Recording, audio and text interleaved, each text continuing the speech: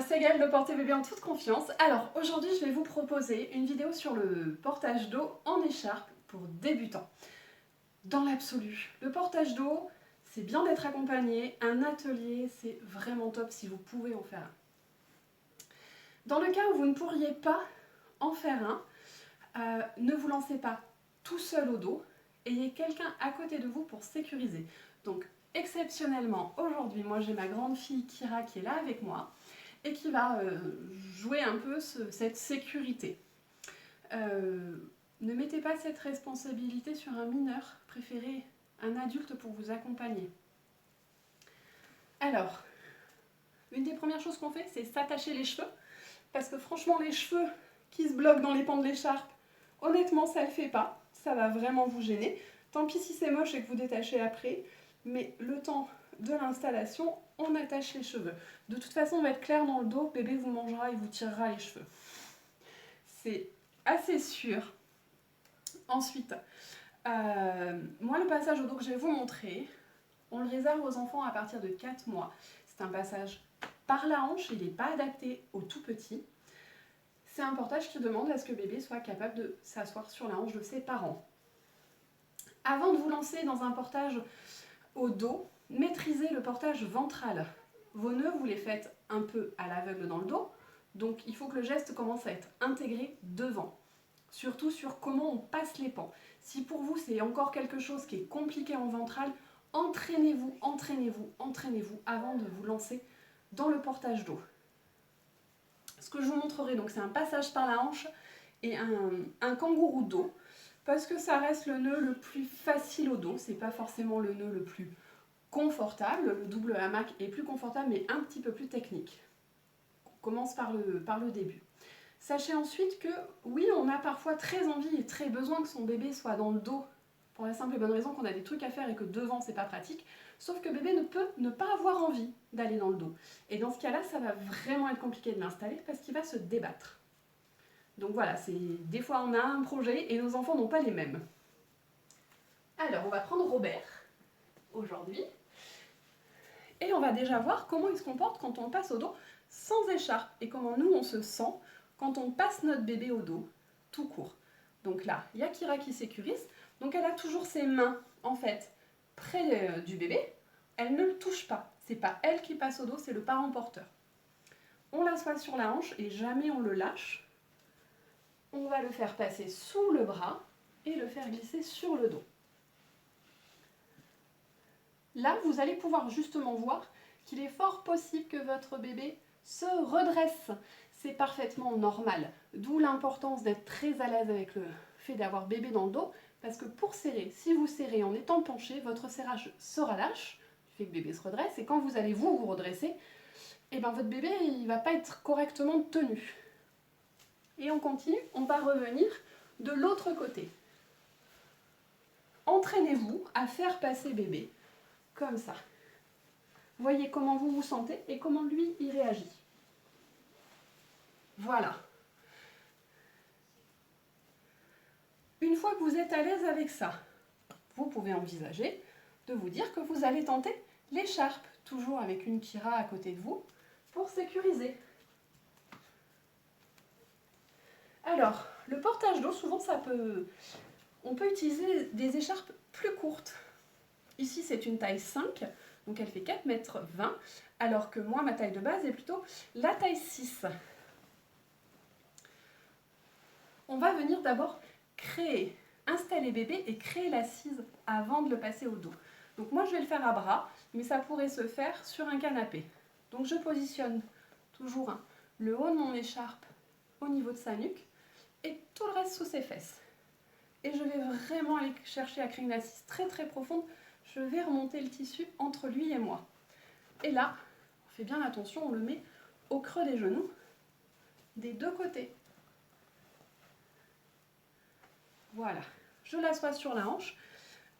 Là, je vous montre, le tissu, il est vraiment remonté entre ses jambes, entre lui et moi.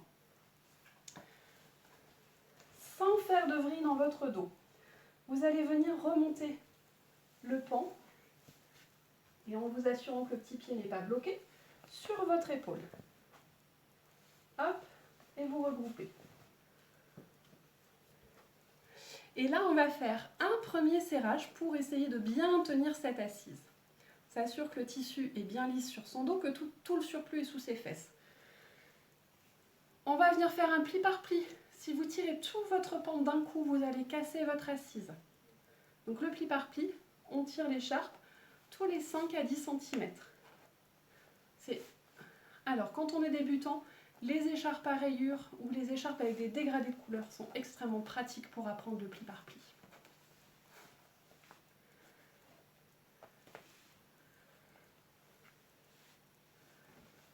Là, on s'assure aussi que c'est bien serré. Le but maintenant, ça va être de faire en sorte de garder l'assise et la tension en passant en dos. Donc on n'hésite pas, on réajuste vraiment l'assise. Alors, je garde vraiment, donc pour garder la tension, il suffit vraiment de garder le tissu tendu. Je vais venir le tenir ici, mes deux pans d'une seule main. Kira est à côté de moi, elle sécurise. Prends mon bébé, je le fais tourner. Je le passe sous mon bras, je décale mes mains sur le pan. Voilà. Et je fais tourner jusqu'à ce que bébé soit centré dans mon dos. Ici. Donc vous allez me dire, oui, mais alors avec la hanche, il est un peu bas. En effet, c'est le défaut du passage par la hanche. Bébé est un petit peu bas. Donc là, vous vous redressez, on met la main sous les fesses et on remonte en tirant. En tirant vraiment, on y va doucement quand on tire pour ne pas défaire l'assise. Vous vérifiez bien votre assise, qu'elle est profonde et qu'elle va là et là au pli du genou. Alors, il y a peu de chances que votre bébé soit aussi raide que le mien, donc moi il a du mal à garder l'assise. Toujours en gardant bien la tension, on va venir passer le bras sous le pan et le remonter. Alors vous y allez délicatement pour ne pas casser l'assise, en serrant, et vous repliez. Vous voyez, ça c'est mon pan du bas, je le replie sur mon épaule. Je tiens mes deux ourlets et je serre en repliant. Petite technique du sandwich. De l'autre côté, je vais venir faire pareil. J'étends, je replie, je regroupe mes ourlets.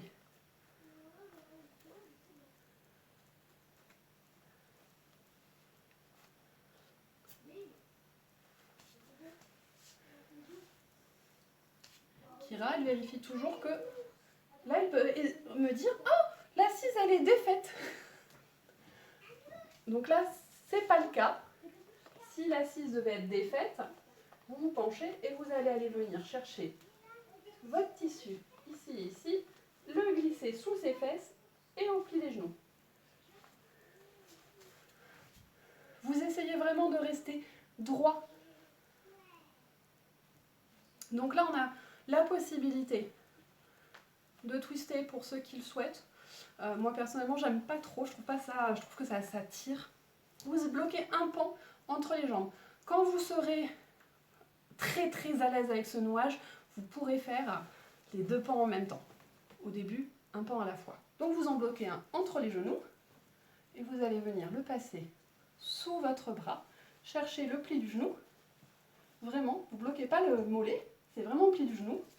Passez sous ses fesses, sous l'autre jambe. Et hop, on bloque entre les jambes. Et on va faire pareil de l'autre côté. Sous le bras, au pli du genou, ici, sous ses fesses, sous l'autre genou. Alors, à l'époque de Kira, moi je nouais à la taille. J'avais pas encore appris d'autres finitions, et puis c'était il y a très très très très longtemps.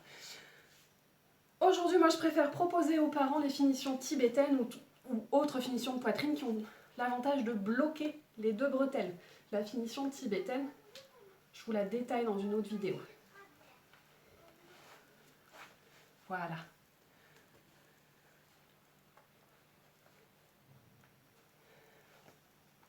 Un peu trop serré.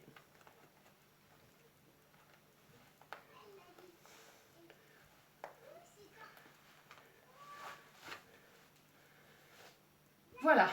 Donc là, mon bébé est installé. on vérifie toujours l'assise, qu'elle ne se soit pas carapatée. C'est vraiment important. Donc moi, il a vraiment du mal à garder l'assise du fait qu'il est raide comme c'est pas possible. Mais vous allez aller vérifier, toujours. Personne qui sécurise, vérifie. Au fur et à mesure que vous serez plus à l'aise, votre assise, vous y arriverez. Vous observez aussi comment votre bébé se comporte. Est-ce qu'il se débat dans le dos ou est-ce que ça lui plaît? Ensuite, pour défaire, eh ben, on fait tout en sens inverse. Et là, vous avez votre Kira qui sécurise.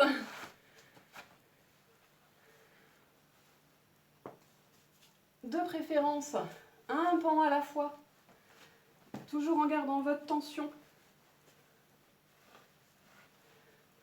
Là, vous pouvez descendre votre bébé légèrement.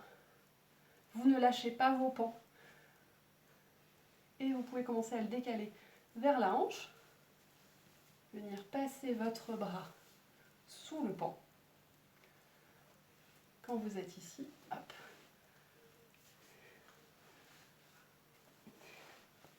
Et voilà, votre bébé est revenu et vous pouvez le sortir de l'écharpe. Voilà. Alors, là, la vidéo elle est longue. Le nœud il a dû vous paraître long. Quand il est maîtrisé, c'est 1 minute d'installation sans aucun souci. Même quand on est expérimenté, il arrive qu'on soit sur l'assise parce que bébé, à ce moment-là, ne sait pas laisser faire. C'est pas grave, on recommence. C'est vraiment ce qui est important, c'est que ce soit sécurisé. Apprenez à venir repérer cette assise, à vous dire est-ce que le tissu il est bien sous ses fesses et est-ce que le tissu il vient bien jusque là, jusque dans le pli du genou.